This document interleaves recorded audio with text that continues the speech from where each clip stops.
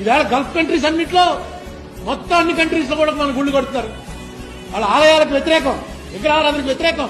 అందుకే ఇస్లాం పుట్టిందే అందుకు. అటువంటిది వాళ్ళ దేశాల్లో గుళ్ళు కడుతున్నారు. ఎందుకంటే మన అవసరం. ఈవేళ ప్రపంచవ్యాప్తంగా ఇండియన్స్ అవసరం ఉంది. తెలుసుకుంటున్నారు ఏంటి ఇండియన్ కల్చర్ అని. తెలుసుకుని అసలు ఇంత గొప్ప కల్చర్ ఎక్కడైనా ఉందా?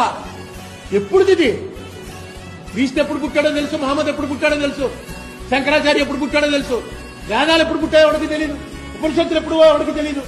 ఇన్ని వేల సంవత్సరాల నుంచి అలా మాటగా మాటగా మాటగా పఠనం చేసుకుంటూ దాన్ని ప్రచారంలో చేసుకొచ్చేటువంటి కల్చర్ దీన్ని తీసుకొచ్చి ఏ లెవెల్కి తెలియజేస్తారు.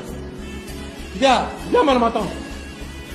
అసలు దీనికి ఆది అంతం లేదు. ఎక్కడికి ఎంత చదివినా మన మతం గురించి మాట్లాడటం పూర్తిగా మాట్లాడగలిగిన వాడు ఎవడో ఉండడు.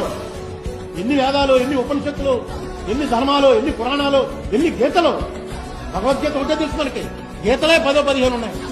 ఋభుగీత, బ్రాహ్మణ గీత, బ్రహ్మగీత, జనక గీత, అష్టావక్ర గీత, అనేక గీతలు. అసలు ఈ కల్చర్ గురించి ఎంతమందో వేరే పని మీద ఇండియా వచ్చిన వాళ్ళంతా దీన్ని స్టడీ చేసి ఆశ్చర్యపోయి ఇంత కల్చర్ ఇన్ని వేల సంవత్సరాల క్రితం అలా ఉందని ఆశ్చర్యపోతుంటే మన కల్చర్ ని ఒక మామూలు